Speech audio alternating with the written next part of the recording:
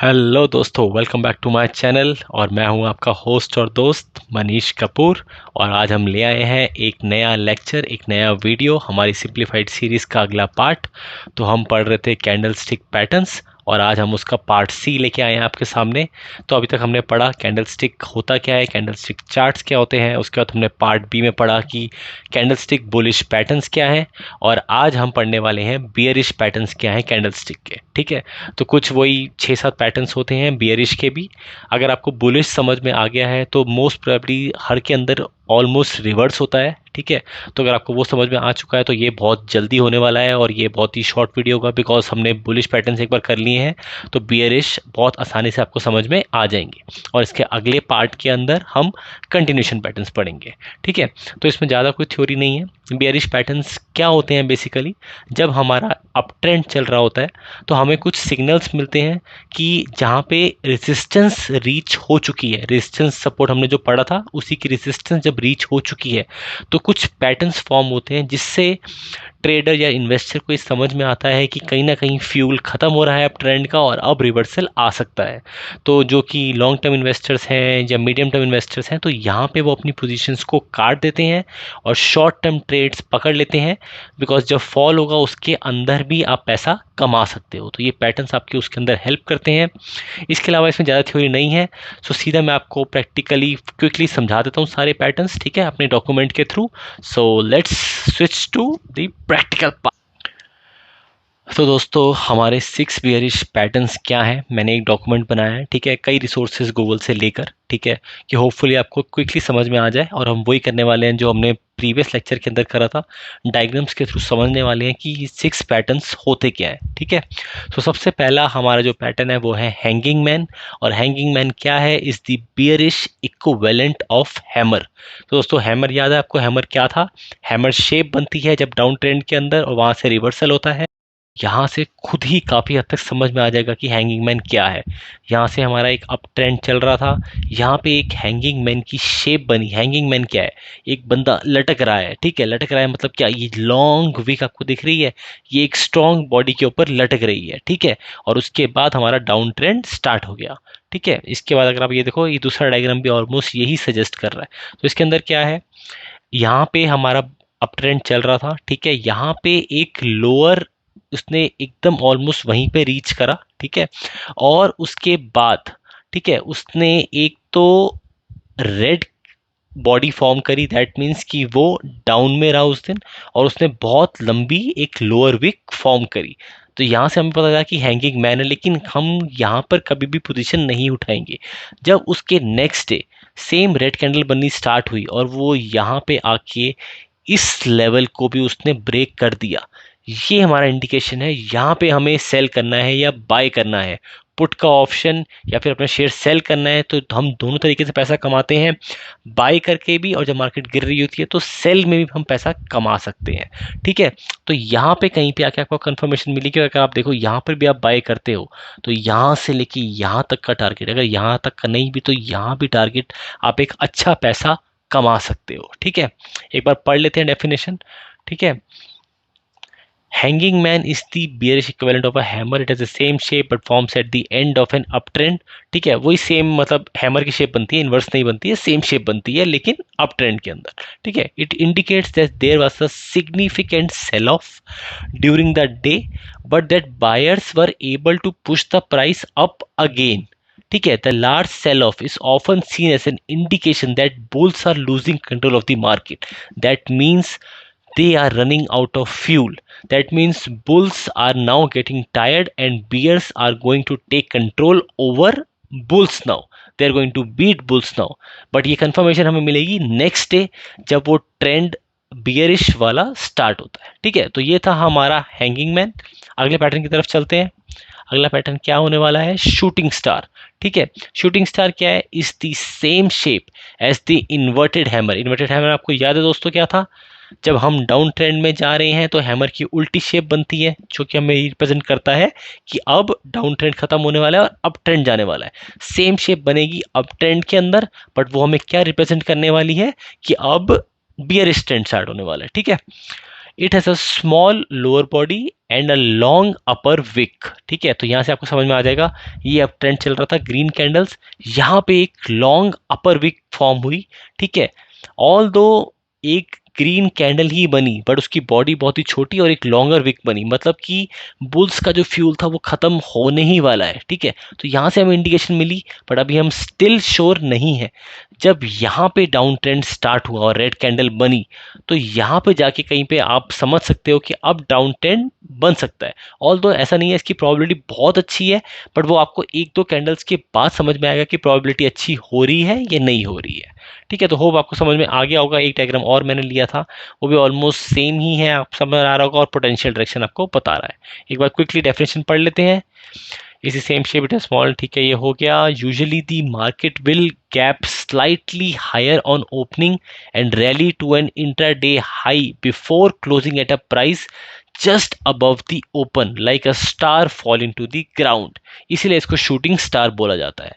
क्यों? क्योंकि यहाँ पे कहीं खुला प्राइस ऊपर तक गई लेकिन लास्ट में आते आते ऑलमोस्ट नीचे आके बॉडी बनी। ठीक है, आप ये देखो यहाँ पे आके एकदम फॉल हुआ। तो ऑल दो बुल्स ने कोशिश करी उसको बचाने की लेकिन वो अगले कुछ दिनों में बचा नहीं पाएंगे, ये इंडिकेशन हमें यहाँ पे मिल गया। ठीक है, तो शूटिंग स्टार आपको समझ में आ गया होगा, ये बहुत ही सिंपल थे। हैमर का इन्वर्स हुआ हैंगिंग मैन और उसके बाद इन्वर्स हैमर का रिवर्स हुआ शूटिंग स्टार। ठीक है, तो चलते हैं अगले पैटर्न की तरफ जो है बियरिश इनगल्फिंग पैटर्न। पहले था बुलिश इनगल्फिंग पैटर्न और यहां पर क्या है, bearish engulfing pattern. Bearish engulfing pattern occurs at the end of an up trend. ठीक है, पहले डायग्राम से समझ लेते हैं। ठीक है, हमारी पहली जो ग्रीन कैंडल थी जब हमारा अप ट्रेंड चल रहा था तो यहाँ प्राइस ओपन हुई। ठीक है, ये लोअर इसने टच करा, ये बॉडी बनी, ये अपर विक। ठीक है, क्लोज हुआ प्राइस कहीं यहाँ पर, मतलब अपर वाली विक के क्लोज प्राइस हुआ तो यहाँ पे स्ट्रेंथ थी। बट जब हमारी अगले दिन की कैंडल बनी तो यहाँ पे क्या हुआ आप खुद देख सकते हो, ओपन्स और above the previous candle close. तो यहाँ पे कहीं ना कहीं हमें था कि भाई प्राइस अच्छा जा रहा है लेकिन उसके बाद वो गिरा। ठीक है, और वो कहाँ क्लोज हुआ, लोअर विक के पास जाके। ठीक है, और इसने मिनिमम इसका जो ये स्ट्रेंथ होता है इसको पार करके इसके नीचे ही क्लोज होना चाहिए, तभी हमें कंफर्मेशन मिलती है बियरिश इनगल्फिंग पैटर्न की। ठीक है, तो बहुत ही सिंपल, आप समझ ही गए होंगे इस डायग्राम को देख के कि इस डायग्राम क्या कहने वाला है। ठीक है, आगे पढ़ लेते हैं एक बार। इट सिग्निफाइज अ पीक और slow down of price movement and is an sign of an impending market downturn. The lower the candle goes, the more significant the trend is likely to be. That means the lower it goes, the more probability, the more confidence a trader or investor gets into his mind that now the downtrend is definitely going to be there. ठीक है, एक diagram और भी मैंने लिया हुआ है तो वही सिंपल आपको समझ में आ रहा होगा। इस बॉडी से नीचे क्लोज होना चाहिए और अगली कैंडल यहाँ कंफर्मेशन मिलेगी जब अगली कैंडल बी रेड फॉर्म होगी या मेरे डायग्राम के according blue form sorry yellow form होगी। ठीक है, तो अब यहाँ पे कहीं पे एंट्री ले सकते हो या पुट वगैरह खरीद सकते हो। ठीक है, तो बढ़ते हैं अपने अगले पैटर्न की तरफ। इवनिंग स्टार, वहां पे मॉर्निंग स्टार था, यहाँ पे आ गया है इवनिंग स्टार। ठीक है, इवनिंग स्टार क्या है, is a 3 candlestick pattern that is the equivalent of the bullish morning star. It is formed of a short candle sandwiched between a long green and a large red candlestick. ठीक है, it indicates the, अब यहाँ से समझ लेते हैं। ठीक है, डे 1 है, यहाँ पे सब मामला बढ़िया चल रहा है, एक ग्रीन कैंडल फॉर्म हो रही है, जहाँ ओपन हुई है यहाँ पे क्लोज हुआ है। अगली कैंडल क्या हुआ, गैप अप हुआ लेकिन आपको स्ट्रॉन्ग बॉडी नहीं दिखी। यहाँ से हमारे मन में शक पैदा होगा कि क्या अभी भी अप ट्रेंड वाला फ्यूल बचा है हमारे चार्ट के अंदर या नहीं। ठीक है, तो यहाँ हमें शक हुआ लेकिन कंफर्मेशन कब मिलेगी, डे 3 पर। मैंने हमेशा बोला है कभी भी 2 कैंडल के बेसिस पे नहीं अपना आइडिया लगाना है, हमेशा थर्ड कैंडल का वेट करो। जनरली थर्ड कैंडल आपको कंफर्मेशन देती है। कई बार हम 2 कैंडल के चक्कर में फंस जाते हैं, बहुत ट्रेडर्स बहुत इन्वेस्टर्स फंसते हैं, इसलिए हमेशा थर्ड कैंडल का वेट करो। जनरली मैं तो क्या करता हूँ, थर्ड कैंडल का भी क्लोज का वेट करता हूँ, उससे मुझे कंफर्मेशन होती है कि डाउन ट्रेंड या अप ट्रेंड अब स्टार्ट हुआ है या नहीं। तो जब तीसरा दिन हुआ, गैप डाउन मिला, यहाँ ओपन हुआ और कहीं ना कहीं से ये गिरता चला गया और इसका क्लोज कहाँ हुआ, लोअर विक के पास। जब भी कोई क्लोज लोअर विक के पास होता है दैट मीन्स बुल्स कंट्रोल में नहीं है, बियर्स कंट्रोल में आ गए हैं। और जब बियर्स कंट्रोल में आते हैं तो वो अच्छा खासा हिट देते हैं बुल्स को। ये तो बहुत लोगों को पता होगा, हमने सुना ही है, जब भी हम खरीदते हैं वो गिर जाता है। तो इन सब के पीछे यही सब एनालिसिस लगती है। अगर आप ये सब समझते जाओगे तो आप आगे ये स्टेटमेंट नहीं कहोगे कि जब भी मैं खरीदता हूं तो गिर जाता है और मैं बेचता हूं तो उठ जाता है, राइट। तो इवनिंग स्टार आपने पढ़ लिया है। It indicates reversal of an up trend, it is particularly strong when the third candlestick erases the gains of the first candle. ठीक है, तो बढ़ते हैं। यह डायग्राम भी वही समझा रहा है, दो के बीच में फंस गया है छोटी सी कैंडल। ठीक है, अब बढ़ते हैं थ्री ब्लैक क्रॉस की तरफ। तो वहां पे भी था एक पैटर्न, ठीक है, अगर आपको याद होगा तो यहाँ पे उसका रिवर्स है थ्री ब्लैक क्रॉस। ठीक है, वहां पे व्हाइट क्रॉस थे, यहाँ पे ब्लैक क्रॉस आ गए। ब्लैक क्रॉस का मतलब क्या है, तीन बैक टू बैक कैंडल्स बनेंगी आपकी। चलते हैं डायग्राम की तरफ। तीन back to back red candles बन गई है, या फिर मेरे डायग्राम के अकॉर्डिंग येलो कैंडल्स बन गई है।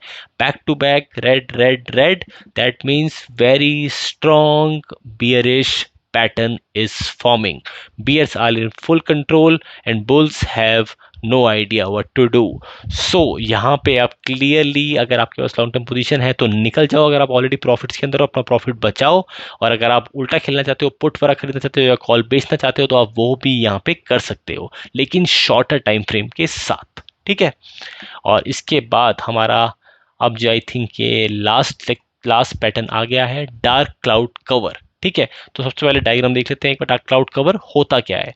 डार्क क्लाउड कवर क्या है, यहाँ हमारी एक बुलिश कैंडल बनी जो यहाँ तक गई, अगले दिन गैप अप हुआ, लेकिन बुल्स उसको सरवाइव नहीं करवा पाए। तो उसने कहीं ना कहीं इसका 50% जो गेन था उसके नीचे क्लोज होनी चाहिए सेकंड कैंडल। अभी मैं ये कहूँगा यहाँ पर कभी भी एंट्री मत लेना आप, इसके बाद तीसरी कैंडल का वेट करना। लेकिन यहाँ कहीं ना कहीं अगर जब 50% का गेन पिछले वाली कैंडल का उसने रिट्रेस कर दिया अगली कैंडल ने, तो यहाँ कहीं ना कहीं शक आ गया है कि फ्यूल खत्म होने की कगार पर है, तो आप सावधान हो जाओ। तो ये पैटर्न यही बता रहा है। ठीक है, highest price of the day, closing price, opening price यहाँ ऊपर था, अगले दिन ओपनिंग और क्लोजिंग हुई इसके 50% के नीचे, बट कंफर्मेशन हमें कहाँ मिली, जैसे मैंने आपको अभी कहा था, तीसरी कैंडल से। तो ये होता है हमारा डार्क क्लाउड कवर। एक बार फटाफट पढ़ लेते हैं। Indicates a bearish reversal, a black cloud over the previous days optimism, it comprises two candlesticks, a red candlestick which opens above the previous green body and closes below its midpoint, that is 50% retrace कर दिया है उसने। It signals that the bears have taken over the session, pushing the price sharply lower. If the wicks of the candles are short, it suggests that the downtrend was extremely decisive.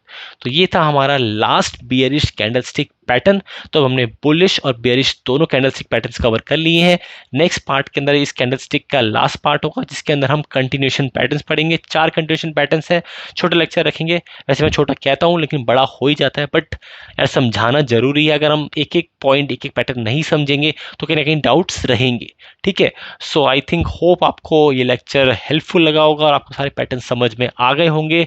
सो तब तक के लिए अलविदा, good bye.